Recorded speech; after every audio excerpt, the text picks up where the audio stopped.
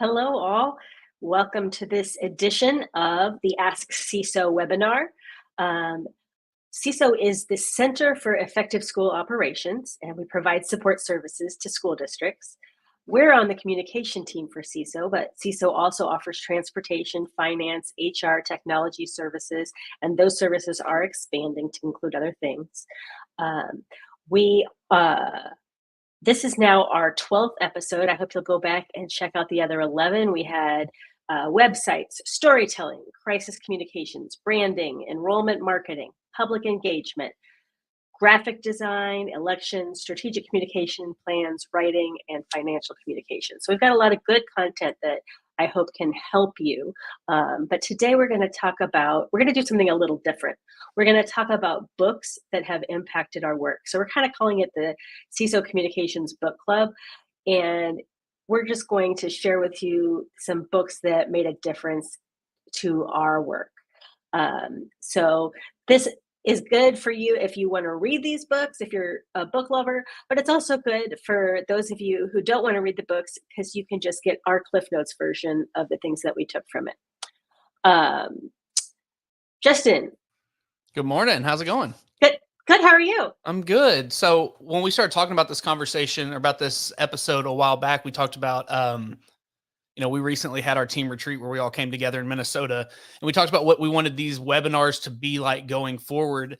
And we really felt like that we could use this avenue as kind of a window into the conversations we have as a team anyways. And we've spent a lot of time talking about books, especially the four of us that'll be on the screen today. It feels like we spend a lot of time talking about books. So this was like the first idea that popped up of let's get in there and just talk about stuff that's helped us do good work for the last couple of years or whatever that is. Like you said, this is a different type. So we don't have questions this year. Wow. Coffee is still working over here. We don't have questions to answer, but we do. Everybody's going to kind of bring a few books that has impacted them and then really focus on one. And at the end of the episode over on social media for the next couple of weeks, just keep your eyes out. We're going to be sharing our team's top 10 most impactful books that they've read, and it'll include some of the ones you hear about today and some that you don't. And it's always fun to hear what other folks are reading because it fills my list of what I need to go out and get and get caught up on. So let's get rolling. Let's introduce who we've got coming on today. I'll let you start off with some introductions. All right, sounds good. Let's introduce Julie Thanum, APR. She is a senior strategist for CESO Communications. Not only is she accredited in public relations, she also has more than 30 years of experience in school communications. She's a past TSPA president. She's a recipient of TSPA's Bright Idea and Most Valuable Member Awards. She served 1 year as TSPA Interim Executive Director. In 2024, she, along with other members of Team CESO, received TSPA's President's Award. She is also a past NSPRA president, the National School Public Relations Association, and she received NSPRA's highest award, the President's Award, in 2022. She's been a senior strategist with us since 2021, and she works from her home base in Texas. Hi, Julie. Justin is Justin Deering, APR. I want to be very clear and say it that way. Yay. Is a communication strategist. He's a former educator. After 8 years of working in school communication departments in the Dallas-Fort Worth area, he joined the CESO Comms team as a communication strategist in July of 2022. He's been recognized by NSPRA and TSPRA for his work in social media and video production, and he won the 2020 TSPRA Bright Idea Award for his podcast School PR Happy Hour. Recently, as we just mentioned, he won the TSPRA President's Award. And now let's introduce Coley. Hi, Coley.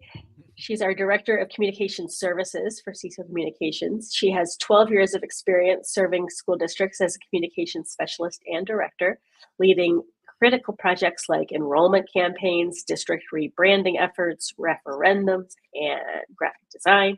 She's a triple threat with design skills, project management skills, and communication skills.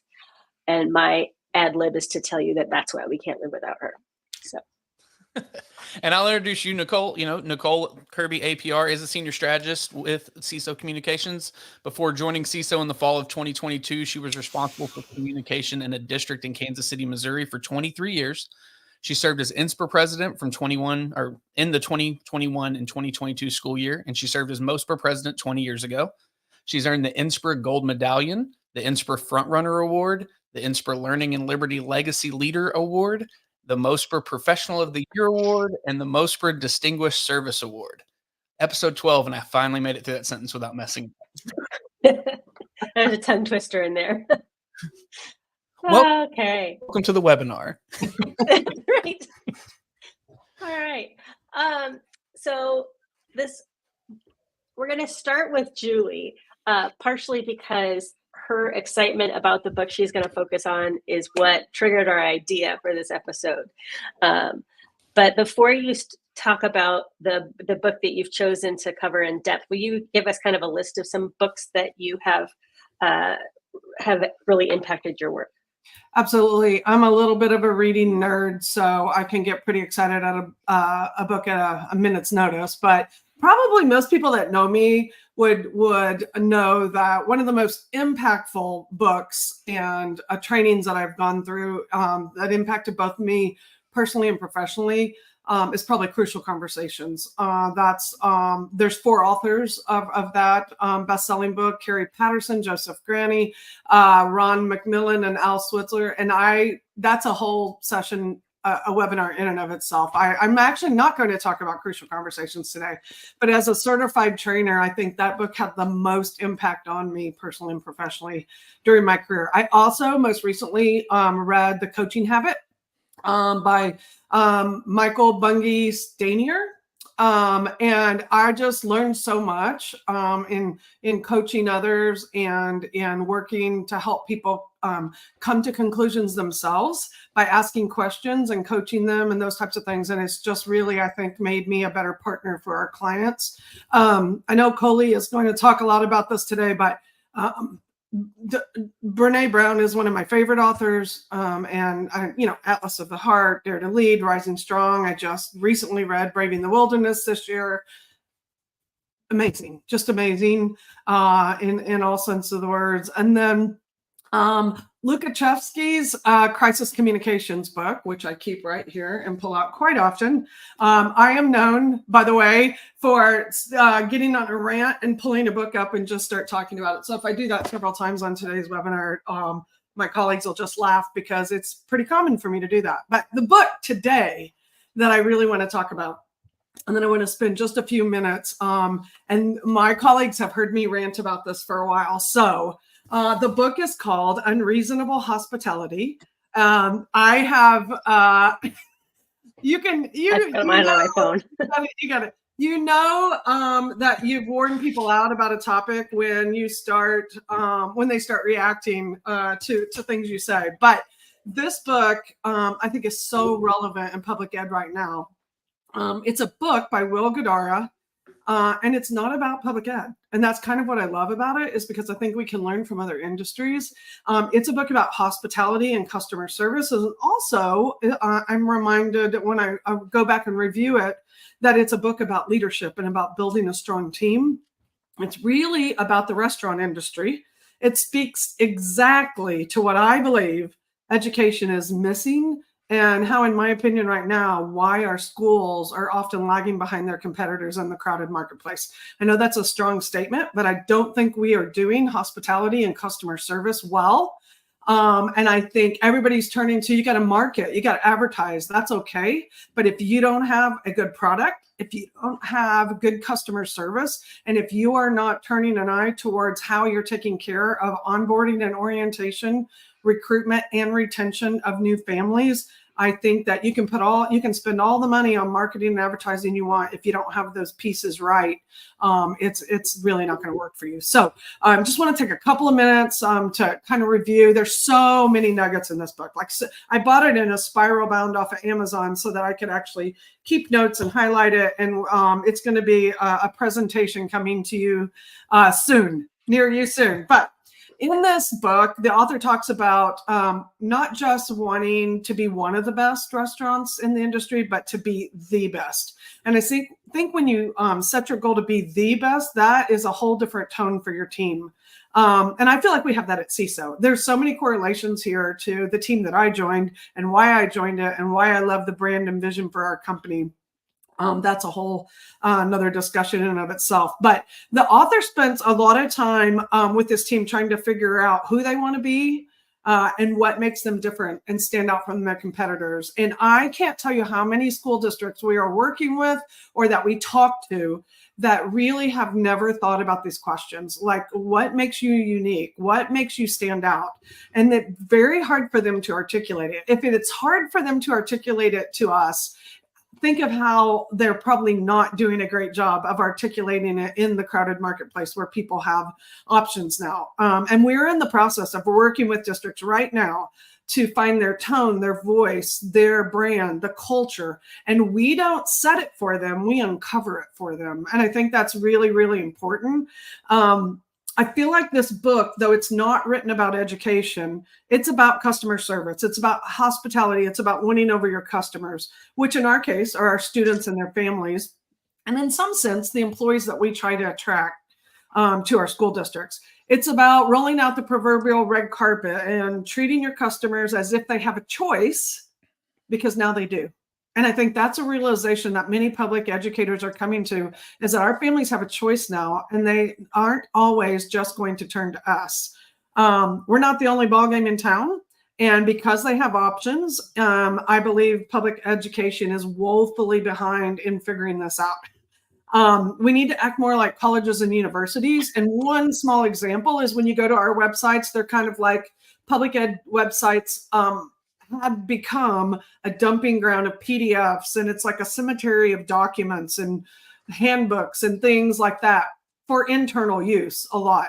When you go to a college or university website, what is it? It is a recruitment tool. It becomes, come join us. Here's what we're about, who we're about, what we offer, what sets us apart from the university down the street, those types of things. I think we need to act more like college and universities are doing when they recruit and retain families.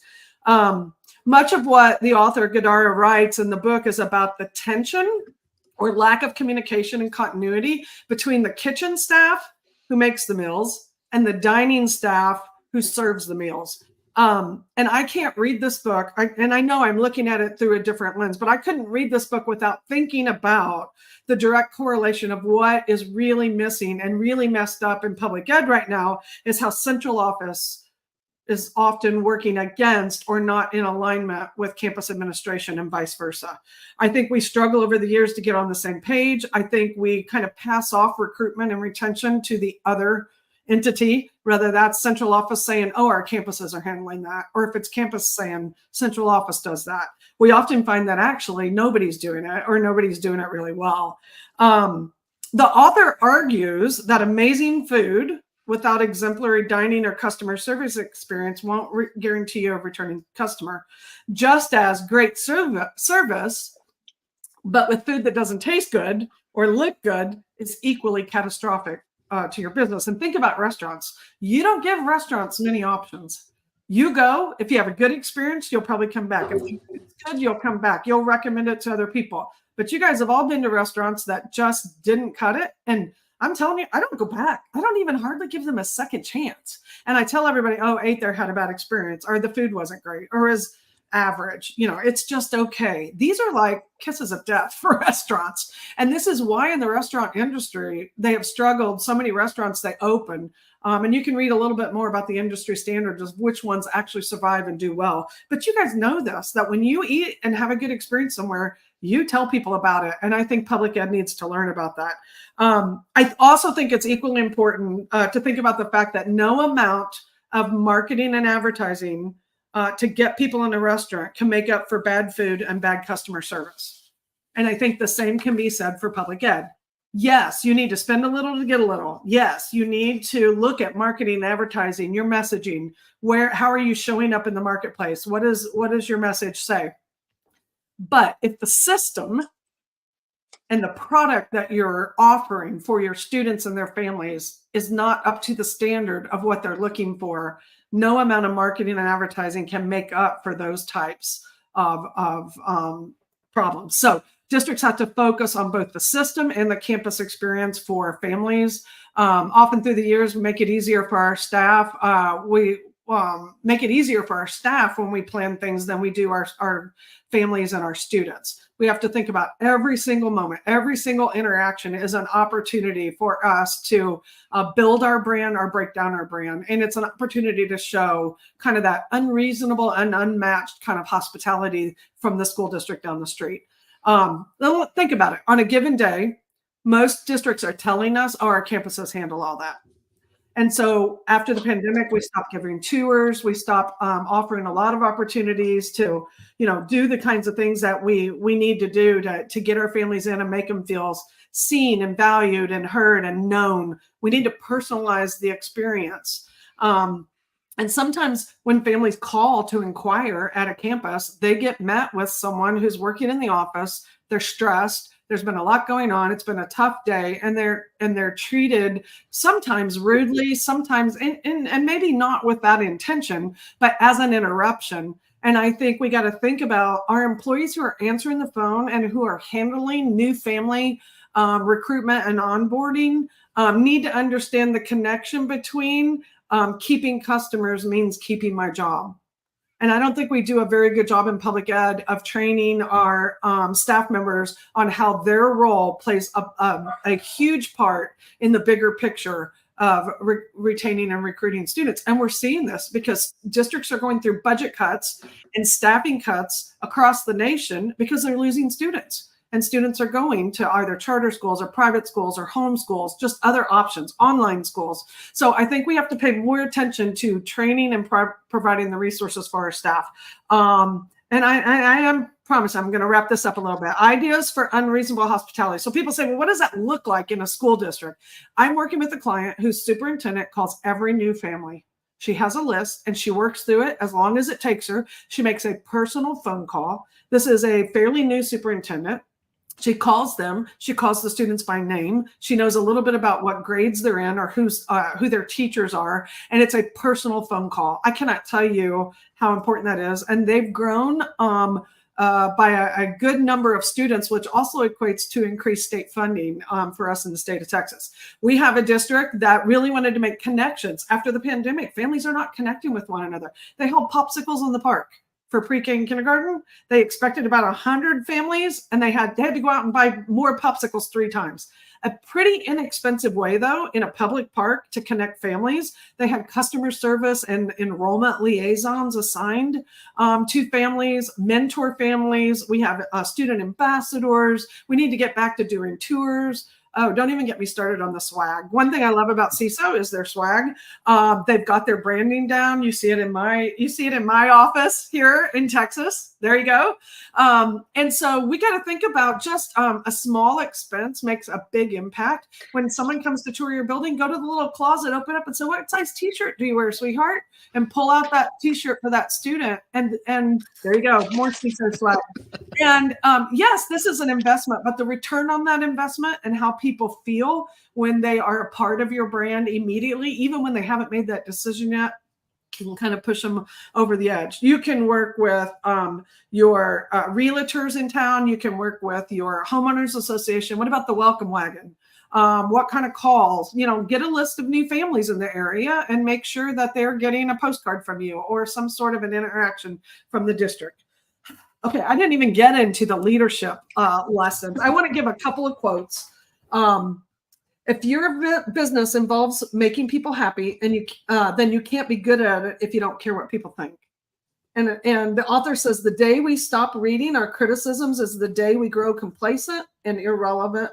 Well, irrelevance won't be far behind. That's a whole webinar in and of itself. I love, it might not work. It's a terrible reason not to try. That's another quote. Leadership messages. You must be able to name for yourself why your work matters in order for the work to actually matter. You need to be as unreasonable in how you build your team as you are in how you build your product or experience. I think CESO does this so well. Make sure people who are trying and working hard have what they need to succeed. There's so many different things, and I know I got to stop.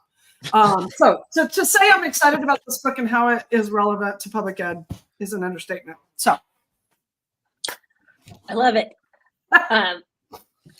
One thing that I would say is that I was thinking about when you were talking was when you talked about the front of the house versus the back of the house, and how I waited tables through high school and college, and I was at the front of the house. But there was sometimes, depending on what restaurant, that kind of feeling about us versus them. And then occasionally you see that with school districts too, or they'll talk about central offices like the ivory tower where they don't stay in touch with what's happening at the ground level. And so I think that that is an opportunity for people to remember that they're on the same team and crystallize their goals so that we're all heading in the same direction and not kind of pointing fingers when things fall through. absolutely. Godara calls that a win-win-win. You heard before a lot of win-win, right? So when central office, and I'm taking it out of the restaurant business, but let's start there. When the kitchen staff and the customer and the dining staff, when you get a win-win, the customer wins, right? So when central office and campus administration are in lockstep and lock arms and are moving in the right direction when it comes to customer service, and I would argue, and we say this a lot in some of our CESO presentations, that the best recruitment is retention, a good retention plan, taking care of your families, building good systems, providing excellent customer service. Then they go out and speak, and you get testimonials, and you have actually your customers speaking for you is the best form of marketing, right? But it's a win-win-win. When central office wins and the campus administration wins, then also the customer, the students, and the families win. I think about like one of our clients that realized that a lot of their attendance was coming from apartments, and a good chunk of their kids were almost a rotating door of the families moving to where the best deal was in the apartments in the area. Right. And they are, open enrollment to an extent where you can go to any campus within the district. And just meeting those parents in the lobby of that apartment complex with a sign on an easel and a sticker of a bullfrog has been something they have heard. And that doesn't cost any time, very little money to create the stickers. It's a 5-minute extra thing you did and put together and threw it in the top 20 apartments, because there's a ton of apartments in this area. And they're here, like they're seeing those stickers show up on binders when they come to school. And the only place you can get that sticker is at an apartment complex. So while it's not like a legit way to evaluate, you can see them and you kind of, you came from an apartment. You got that at your apartment complex. And that's kind of like the example in the book that right at the beginning, where when the person goes to eat and they walk up to the table and say, "Hey, where did you park? I want to make sure that your meter doesn't run out." And the restaurant would take quarters and pop it into the meter to keep their meter going while they eat. That's the easiest thing. But if I'm eating in that spot, I'm thinking, man, they're taking care of me. And just like walking into an apartment for the first time is scary anyways. And then to know, hey, there's a school district here who's already supporting us and showing us like our options. We could go to a STEM school. We could go to an art school. We could go to a normal school, an advanced school. We could, here's all the options right there on one page, and they make it huge for you. You can't miss it. That didn't take a lot of work, but it is a lot of the other side of it. The response to it is huge. So that's really remember in communication, we talk a lot about repetition and redundancy. So I think too many districts think, oh, let's go put a postcard out, or let's go do one thing and that's going to work, and that's going to tie back. What we're finding is that you have to have redundancy, you have to have repetition, you have to have an ongoing year-round recruitment and retention plan. And when that starts to happen, you start to see results. And Justin, we're working in a district that just moved. They didn't stop one thing they're doing, but they moved those same ads out into a different platform and across a different way to put them out there. And already in their surveys for new families, they're starting to see it show up that people saw that in that new area. I don't want to go into too much detail on that, but that's a great recruitment thing, is don't necessarily stop what you're doing if it's working, but offer new opportunities to get your name, and repetition and redundancy is just really key. Well, and I just think about, Julie, what you just said, like having a year-round plan to implement something like this. Like unreasonable hospitality isn't going to happen overnight. This is something that's going to take years potentially to really, get buy-in from staff, think of all those creative little moments that you can build that trust and make kind of that magic happen of that unreasonable hospitality, and then start doing that over and over and over again for all of your families. Like that isn't something that's going to happen overnight. You have to be very intentional, and it's going to create a buzz. And when it creates a buzz and they start talking to other people about how your experience there is different from where you went in other places, it's going to make a difference. It's going to make a difference. Good. Well, everybody go out and get Unreasonable Hospitality. As you can tell, it has a lot of applications to what we're doing in schools and in school communications. Justin, what's your list of books that affected your work?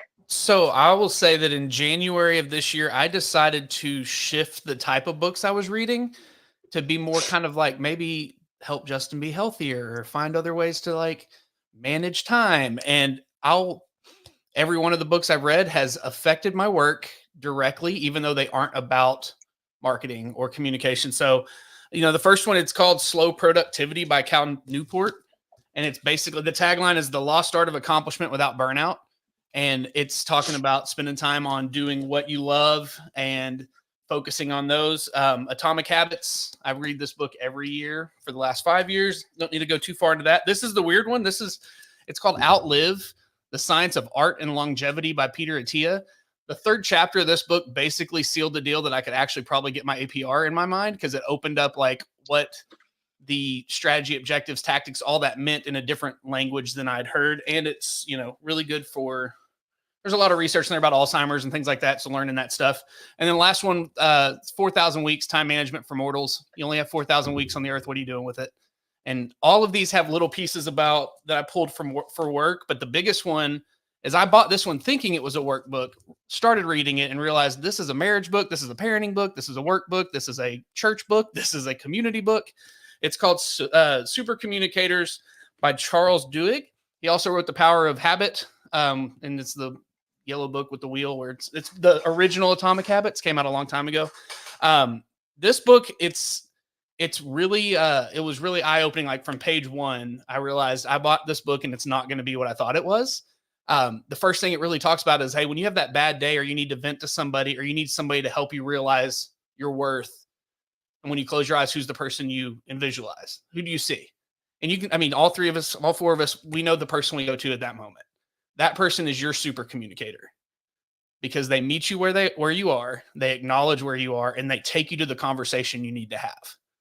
And that applying to work was like, okay, how many times do we have in a district? How many times does a principal come in and just they're on fire? And you're like, and in my mind, I'm like, we need to make a decision. In their mind, they just need to vent and get it out and then make a decision. Or in CESO, how many times do we get into a talk and we're like, I just need to let it out for a minute. Okay, finally, I've let it out. Or in those moments where you're having those conversations where you have to give criticism and you have to give a little bit of hard feedback sometimes, you're having that part of the conversation and the other person's sitting there thinking, you don't think I'm good at my job. So there's another conversation you need to have right there to bring each other to the same spot. And that's like chapter one. And I was like, oh, I'm in it. This is not what I thought it was going to be, but this is another one of those books, like Crucial Conversations. I took the course with Julie a long time ago before CESO, came home, got into an argument with Katie, or a conversation with Katie. And Katie looked at me and said, no, I got to go take that class. You can't have these skills and me not. And went and took the class with Julie the next time she taught it, and like had her people pay for it so she could go to our district and take it, so that I didn't have one up. She's now read this book because she said, I don't want you to have one up. It's our little joke. But there's three types of conversations they talk about in this book. And he starts off by saying, it's kind of like when that kindergarten or pre-K teacher looks at the student and says, do you want to be helped, hugged, or heard? Which of those three do you need? Do you need to be helped? Do you need to be hugged? Or do you need to be heard? And so the conversations, the first one is, what's this really about? That's kind of a decision-making mindset. So what's this about? Okay, we've got a tardy policy. We got to enforce. How are we going to enforce it? The second conversation, how do we feel? That's the emotional mindset. So if you come in hot, you come in upset, you come in frustrated, that's an emotional mindset. And then who are we as a social mindset? And that's the one that can be tough, where the people are like, you don't think I'm good at my job. You don't think I'm smart. You don't think this. And I think about conversations with my child. we live in the social and emotional a lot, right? And we have to bring her to decisions. And the cool thing about the process they talk about here is meeting them where they're at, having that conversation, but a super communicator has the ability to facilitate and move to the conversation you need to have. And I think back to just a personal example, not a work example, but probably 5 or 6 months ago, we had a conversation, me and my wife, about money. And I get super emotional about money because it's just me. I was never taught how to budget. I was never taught how to do like take care of money. And Katie is very logical and very like practical when it comes to this. Like, here's what we need to do. Here's what we need to do. And I'm over there like throwing my hands up saying, we're going to be poor or whatever that looks like. And she just stopped and said, why are you so emotional about this? And it gave me an opportunity to unload the fact that no one ever taught me this. And her response simply was, I'm sorry that happened. And let's try to find some ways to learn about it. But we do have to make these decisions. And then we had an hour and 15-minute long conversation that was amazing. And I think about that at work. How many times does a principal come in or a teacher come in or a superintendent come in fired up and they want to just unleash, and you walk them through this, get them to the point where, okay, now we do have to make some decisions. Let's shift. And one of the biggest tactics in there that he talked about, that Charles talked about, was looping for understanding. And we do this. It's in Crucial Conversations as well. We do this where we ask questions. And then the biggest step of that is ask the questions and then shut up and listen. A lot of people, like the quote in the book also says something to the effect of, a lot of people will ask you what you did this weekend because they want to tell you what they did. Like, hey, what'd you do this weekend? Okay, cool. Let me tell you what I did. Like, I don't really care what you did. I just need to start this conversation so I could talk about myself. So that, like, they ask the questions, shut up and listen to what they're saying, and then summarize what they're saying in words other than theirs. So a couple days ago, we did a presentation and used this, and the guy said, hey, man, I don't know you. What'd you do this summer? I went to Morocco and drank a lot of whatever, and it really relaxed me. And I looked at him and said, so you went on vacation, you enjoyed the beach, and you had a lot of fun. Am I right? Yeah, you're right. Okay, I understand. But if I asked, am I right? And I got it wrong, I didn't hear it right, we go back through the process until we understand it. And that helps you meet them where they're at, make them feel heard, and then move them to the decision-making or whatever conversation you need to have.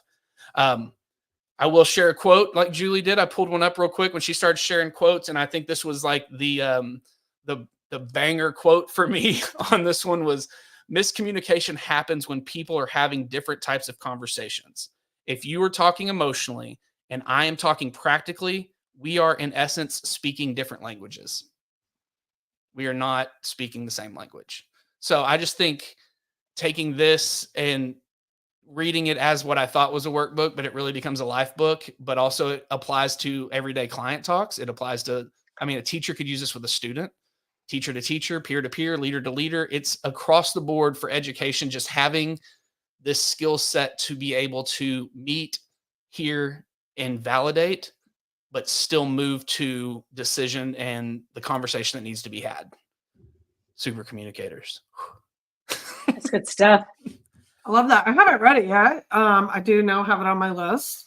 So you mentioned this a couple of times that about Crucial Conversations, having gone through that training, looping especially, they call it AMP, where you ask, mirror, paraphrase, and prime people.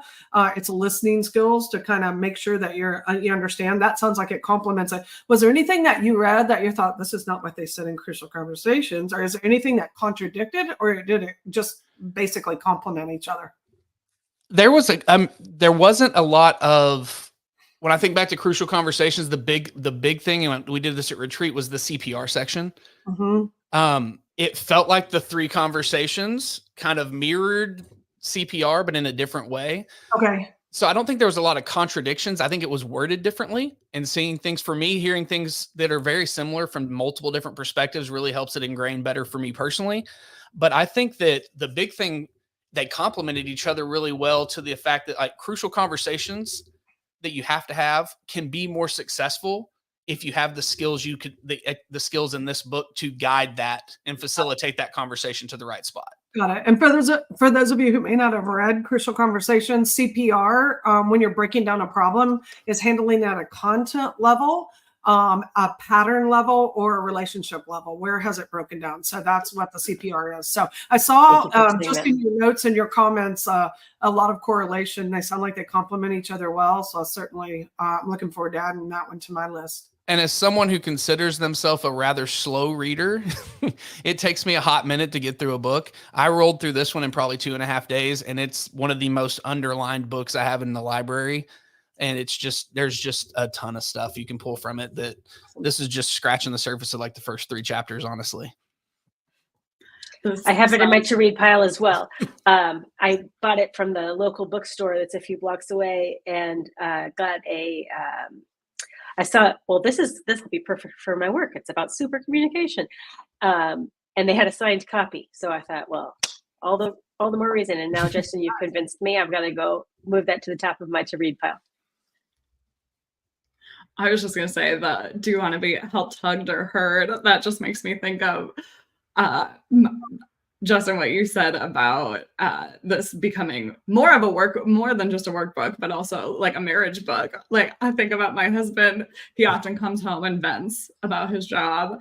And I am somebody who goes directly into problem solving mode. So I'm always trying to give him strategies to how to solve that problem. And a lot of times he just needs to be heard. And so I've started asking him like, okay, are we problem solving, or are we just venting tonight? And so this sounds like it would be a good book for me to read, to be able to kind of navigate those waters even better. Well, it works with, and you know, Kinley, my daughter's about to be 12 and emotional as can be, and having such a middle school year right now. And there's time, like she'll be home from camp tomorrow and she'll come in fired up. But a couple weeks ago, she came home and she was on one. That's the way I'll word it. She was just on an attitude. And I just looked at her. I said, do you want me to tell you how to fix it? Or do you basically, do you want to be helped, hugged, or heard? And she goes, I want you to tell me this sucks. I said, all right, Kinley, this sucks. And she goes, thank you. Went upstairs and was fine. Like, that's all. She just needed someone to validate that what she's going through isn't fun. And it was friend drama. It always is friend drama, but she just wanted someone to say, you know what, that's kind of a bad thing. I'm sorry that's going on. And she was fine. Don't try to fix it, Dad. That was the big message that day. Don't try to fix it. Just tell me this is not fun. I learned that really late in life, I have to admit, because I'm such a problem solver. And I always try to look at things from every side and angle. And that really irritated my family members because I was problem solving. So Coley, I just was thinking of Ross coming in and talking to you. And I had the same conversation with my daughter who was a teacher, and said, Mom, sometimes I just want you to hear what I'm going through and say, that sucks, instead of trying to give me tactics for how to, and so I love that. I wrote that down too. Helped, hugged, or heard. That's pretty good stuff. I love it.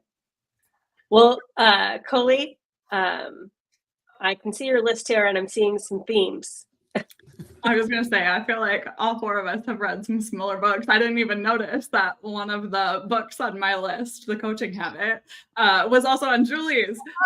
She had actually given me that recommendation earlier this spring, and I had listened and started reading it already, and I loved it because it was so actionable. So that one is on my list for sure. And then another book that I love is called Yes and. It's Lessons from the Second City. First of all, it's just a fun book because it has some stories from the Second City and some of the actors and actresses that have been through that. But just it really helps me think creatively. And I would say the same thing about The Infinite Game by Simon Sinek. Anything by Simon Sinek I also love.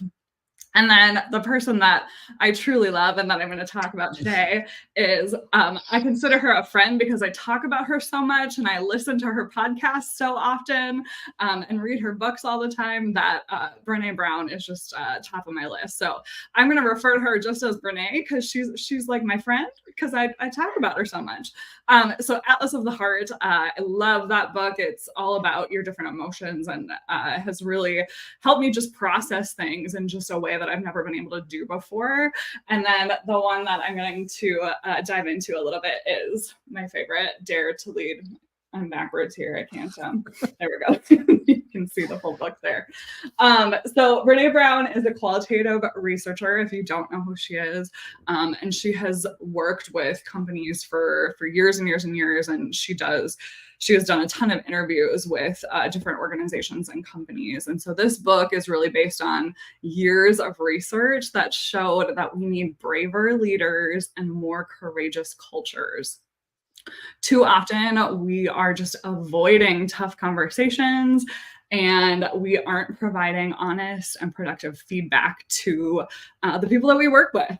And as a Minnesotan, I don't know if you guys all know this about Minnesotans, but we're like all the memes are that we're super passive aggressive. And in my experience, this is true. I also grew up in a family who we were really nice and polite, but we did not talk about issues. So this book really helped me understand why it's so important to have those tough, clear conversations. And one of my favorite quotes that just always comes to mind whenever I'm headed into a tough conversation is clear is kind, unclear is unkind. And I know Nicole has a big poster in her office that has that exact words on it. I think she's trying to move her. I'm trying to show you. Oh, there you go. Move her video. Clear is kind. So I just think not getting clear on expectations because it feels hard, but still holding your colleagues accountable or maybe blaming them when they don't hit your expectations, that's super unkind. And so whenever I'm going into a conversation to try to get on the same page of a task that we're doing or an issue that's going on, I just try to keep making sure that we're both clear on what those expectations are. One of the big pieces that I have this printed out on my desk and I leave it here is this rumble language. And rumbling in Brene's book, she kind of talks about rumbling is showing up to conversations with an open heart and mind, leaning into your vulnerabilities, and really staying curious and generous. And so it has some language to help you start those conversations. So the story I made up is, I'm curious about, tell me more. Those types of things, which also have a lot of overlap into crucial conversations, which both Julie and Justin have brought up. So it's kind of fun to see some of the overlaps in between her work and some of these other books that we've already talked about today. And so that rumbling really goes hand in hand with what the big part of the book is armored leadership versus daring leadership. And whenever I'm going in to have a tough conversation, I literally think about taking off my armor. So I'm taking off my perfectionist hat. I'm taking off my trying to control elbow band. I'm taking off my being a knower and having to get everything right gloves. And it just puts me in that better mindset to have those wholehearted conversations. So she identifies 16 armored leadership examples that emerge from their research, and then the daring response to each. So for example, I am a recovering perfectionist. I'm really trying to get out of that mindset. I was definitely like a straight A student, like always having to get everything right and be the best at everything.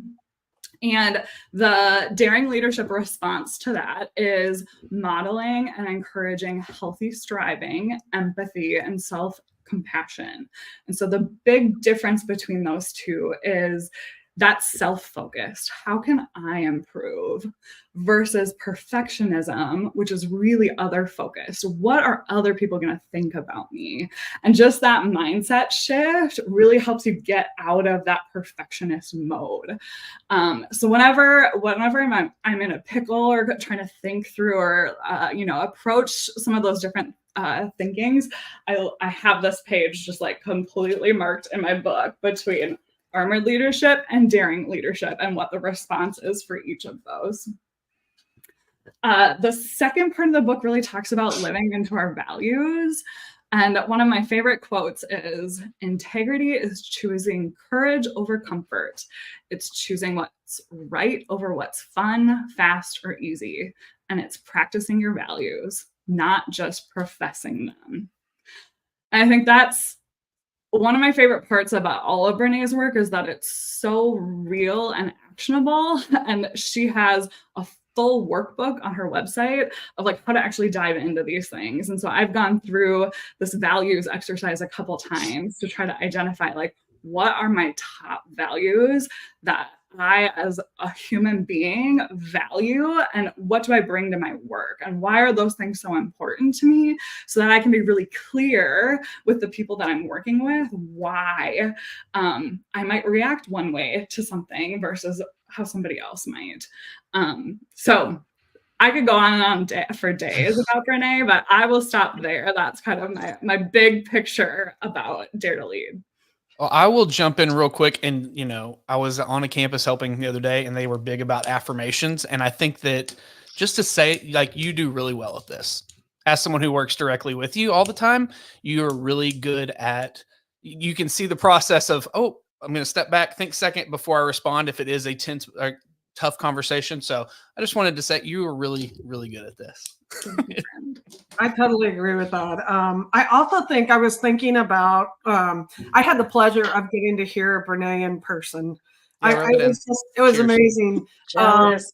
The Texas Association of School Administrators, and of course she's from Houston and she's in Texas, but they brought her in and I'd never gotten to hear her in person. And I was a little bit disappointed that it was a sit down on the couch and talk to each other, because I just wanted her to do like a TED talk, right? I just wanted to hear her talk. But having said that, one of the things she talks about is developing a climate within your workplace that is courageous, building a culture of being courageous and daring and leading that way.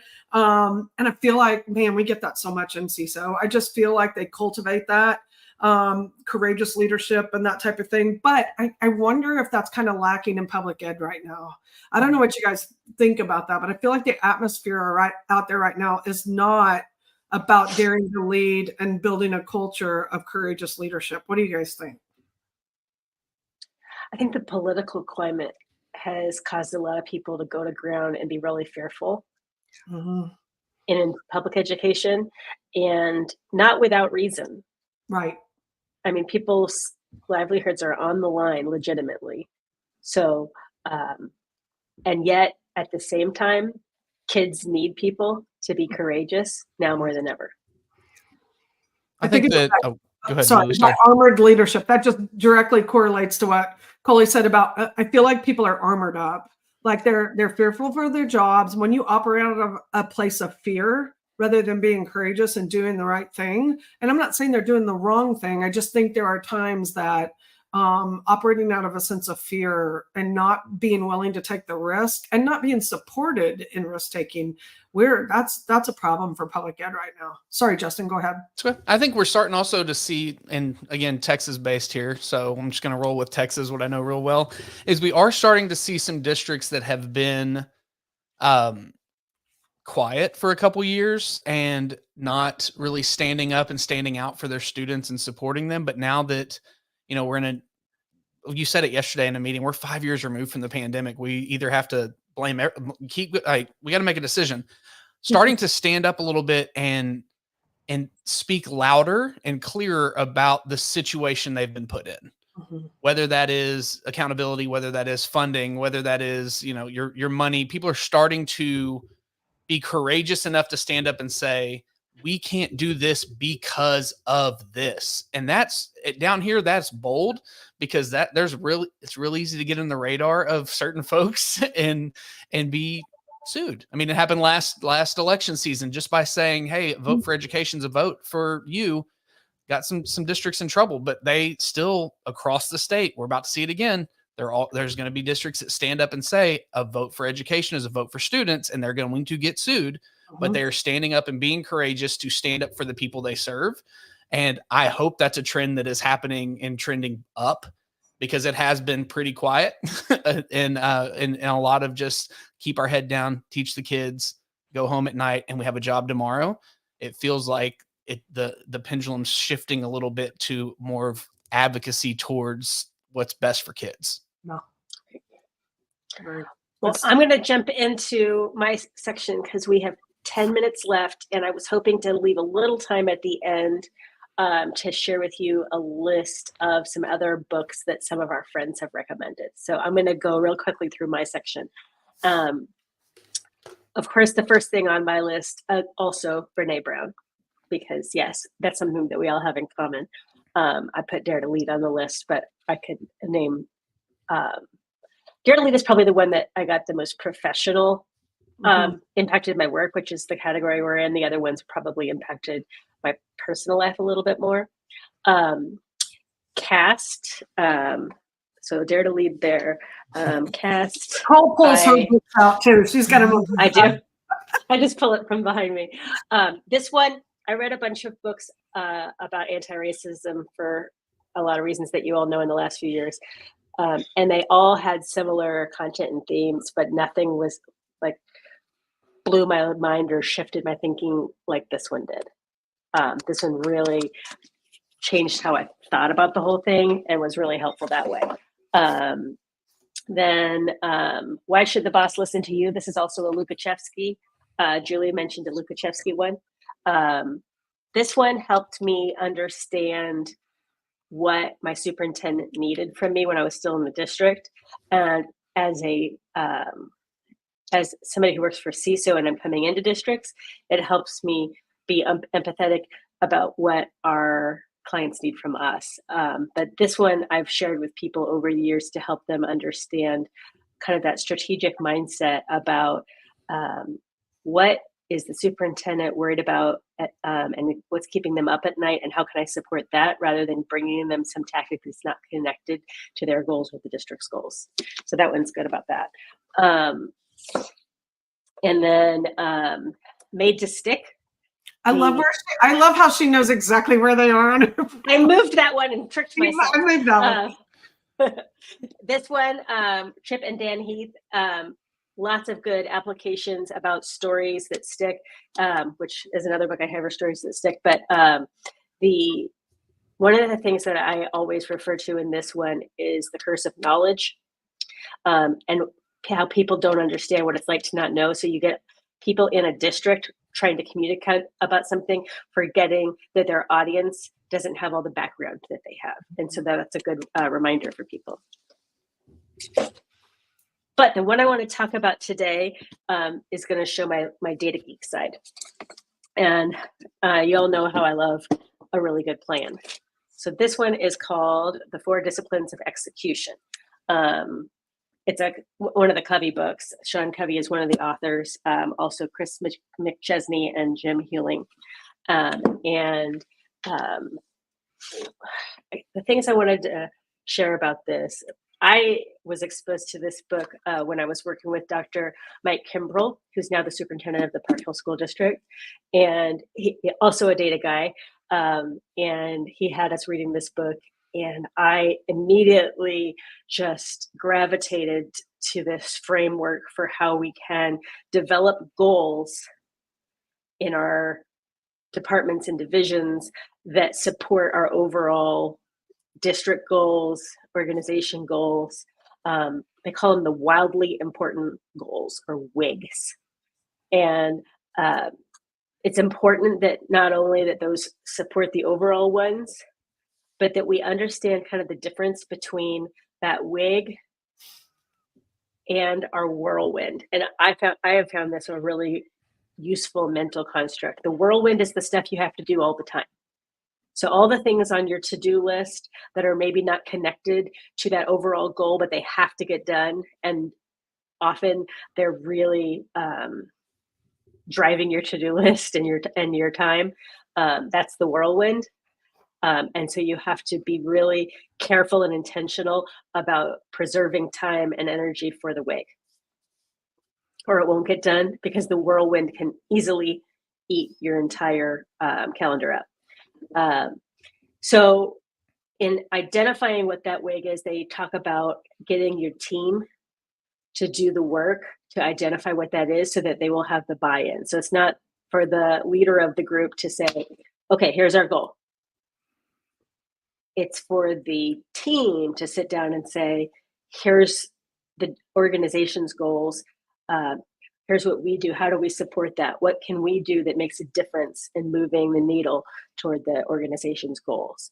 And one of the ways that they construct their goals in this, that one of the suggestions that they have, I actually use as the way I now construct my measurable objectives when I can, which is the format from X to Y by when. And so from this data point in 2023 to this data point in 2024, so I've got a timeline, and I'm gonna move from 50% of people who support this concept in 2023 to 75% in 2024, that kind of thing. And then I talk about having a scoreboard where you're measuring leading and lagging measures. I've got a whole bunch of other stuff, but I'm going to have this be my final point just so that we can get through. The piece here is that your lagging measure is your overall WIG. This is the one that's like, did we hit it? This is our outcome. We talk in strategic communications about outcome measures versus output measures. We want to have stuff that really changes people's behaviors or attitude. That's your WIG. The leading measures are all the measures that you can do to say, I am moving the needle toward to get to that lagging measure. So what can I do? How can I measure what we're doing this week that's going to get us to that final goal? And having a scorecard that helps you measure that. So that's my data geek book. I have found it really useful. I used it a lot in my former district, but I also have used it a lot in developing communication plans for our clients at CESO. So. Well, I can't help but think that it has to complement so well the 4-step strategic communications process. You know, RPI, as many people know, and research and planning and implementation and evaluation. It sounds like, and you are kind of the queen of being able to write, measure. You've helped me numerous times when I'm down in the weeds on things, and you help me figure out more measurable ways and separating goals and strategies and tactics and those types of things. You're really good at that. Did you find that your APR and the things that you studied during that really complemented or spoke to the things in this book as well? Yes, that absolutely. It really layered together. These complemented each other really well. And because I had that grounding in starting with research before I make my plan, and measuring, having what a measure of success looks like, a measurable objective in the 4-step communication planning process, that really lent itself to this process. And I was able to kind of elevate that whole effort. But okay, so really quick, I want to share a few examples that other people have shared with us, our friends across the country, of books that have impacted their work. Our friend Carol Smith in Illinois recommends Upstream by Dan Heath, same as that Made to Stick that I shared. Betsy Fuller, who's in Ohio, recommends BIFF, B-I-F-F, Quick Responses to High Conflict People, which I can see why, unfortunately, we might need in this day and age. Jennifer Bailey also agreed with me on Made to Stick. Melissa McConnell, our good friend in Missouri who works with NSPRA, recommends Austin Kleon's book, Show Your Work. Shayla Kennedy from Florida recommends When and the Power of Regret by Daniel Pink, as well as Necessary Endings by Dr. Henry Cloud. Kirsten Fitterer from Washington likes Memory Speaks on Losing and Reclaiming Language and Self, which is an interesting application, how that applies to our work. Kristen Boyd Edwards from Pennsylvania recommends Engaging Data, which is also written by a friend of ours, Trinette Marquis from California. And also our friend Erica Chandler from Missouri agreed with us on Crucial Conversations and Brene Brown's Dare to Lead. And she said especially Rising Strong. So those are ones that have been big impact for her We're work. So making a list. So maybe we can share yes, some of those on our absolutely. social media. Exactly. The Power of Well, Regret is pretty awesome. I'm about halfway through that one, and it's one that I've had to like put down because it kind of gets you going. And you're like, okay, I need a break, but it's really good. Okay, we'll have to hear more about that. Okay, well, I wanted to thank everybody for listening to this special episode. We went a little long just because this is all dear to our hearts. We're going to actually not just change this episode format. We're going to change what we're doing with these webinars a little bit going forward. Our data showed that people prefer to watch the webinars after the fact. So we're listening to that data and paying attention to what people are telling us through their behavior. So from now on, you won't see invitations to watch us live. You'll just see a link to go watch that episode when it works for you. You can still ask us your questions directly. So feel free to send me or any other member of our team an email, and we're happy to support you. And keep an eye out for our next episode, which will cover parent and family communications. If you'd like to be added to our newsletter list, or if you have any questions about family communications for that episode, please email me. And if you want to learn more about CESO and all the services we offer to school districts, including communications, go to theceso.com. And we're here for you. If you need any communication support in your schools, contact our Vice President, Bob Noyd, or any of us on the team. So thank you all for your time. And thanks to this wonderful panel. Have a great day. Bye.